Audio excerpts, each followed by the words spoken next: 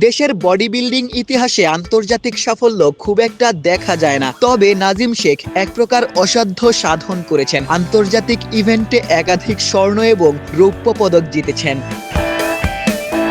সম্প্রতি IFBB pro qualifier show 2025-এ 3টি ক্যাটাগরিতে স্বর্ণ এবং 1টি ক্যাটাগরিতে রৌপ্য পদক জিতেছেন বাংলাদেশের নাজিম শেখ। থাইল্যান্ডে অনুষ্ঠিত এই আসরে মূলত novice middle weight, open middle weight এবং pro qualifier novice middle weight এই 3 ক্যাটাগরিতে স্বর্ণ জিতেছেন তিনি।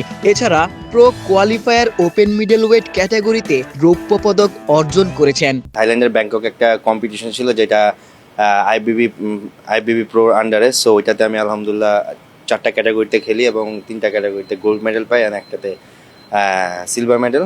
অ্যান্ড আমি বাংলাদেশের সবচাইতে বড় অ্যান্ড সবচাইতে ফেমাস জিম, যেটা one of the best gym, gold জিমের সাথে গোল্ড জিমে আমি আছি অ্যাজ এ হেড ট্রেনার হিসেবে। আন্তর্জাতিক সাফল্য অর্জন করা নাজিম গোল্ডস জিম বাংলাদেশের হেড ট্রেনার হিসেবে দায়িত্ব পালন করছেন।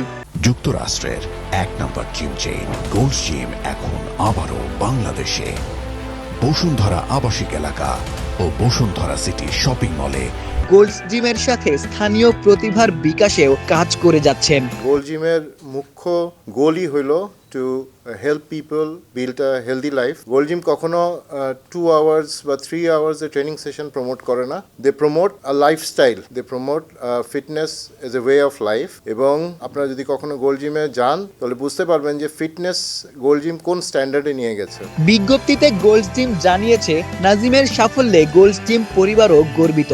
এছাড়া সুস্থ দেহ, ফিটনেস, উৎকর্ষ প্রচার এবং আন্তর্জাতিক মঞ্চে বাংলাদেশের পতাকা উঁচিয়ে ধরতে গোল্ডস জিম প্রতিশ্রুতিবদ্ধ। আশিক সারোয়ার, নিউজ 24।